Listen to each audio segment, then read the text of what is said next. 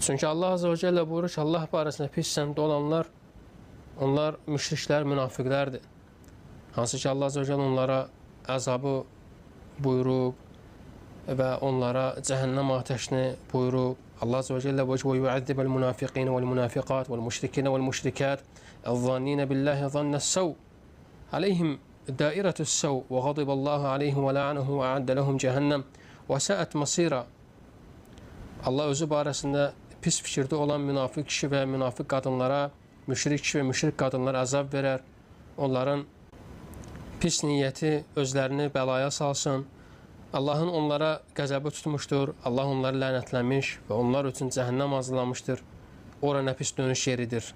Ona görə də öz nəfsimizi bu şeydən çəkindirməliyik. Allah barəsində pis səndə olmaqdan özümüzü qorumalıyıq və bilməliyik ki, nə qədər Allah barəsində pis səndə olsaq, əməlimiz də pis olacaq, hərəkətlərimiz də pis olacaq. Ona görə insan öz nəfsini Allah barəsində gözəl o məqamı öyrəşdirməlidir.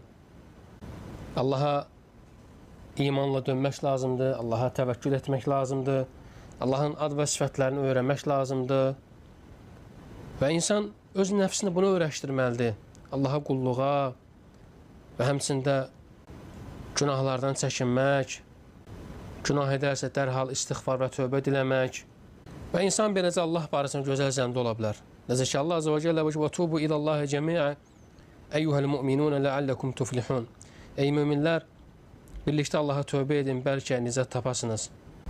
Digər ayət-i kərimədə Uca Allah Subhanahu wa Ta'ala buyurur ki: "Ya eyyuhellezine amanu tubu ilallahi tawbatan nasuha." Ey iman gətirənlər, Allaha səmimi qəlbdən tövbə edin. Asa rabbukum an yukaffira ankum sayyi'atikum və yudkhilakum jannatin tecri min tahtiha al-anhar. Yawma la yukhzillahu an-nabiyya wal-ladina amanu ma'ah. Ola bilsin ki, Rəbbiniz günahlarınızın üstünü örtsün və sizi ağızlar altından çaylar axan cənnətlərə daxil etsin. O gün Allah öz Peyğəmbərini və onunla birlikdə iman gətirənləri rüsvay etməz. Nuruhum yes'a beyne eydihim ve bieymanihim yekulun Rabbena etmim lana nurana veğfir lana inneke ala kulli şeyin qadir. Onların nuru önlərindən və sağ tərəflərindən axıb yayılarkən belə deyəcəklər: Ey Rəbbimiz, bizim nurumuzu tamam, kamil elə və bizi bağışla, həqiqətən sən hər şeyə qadirsən.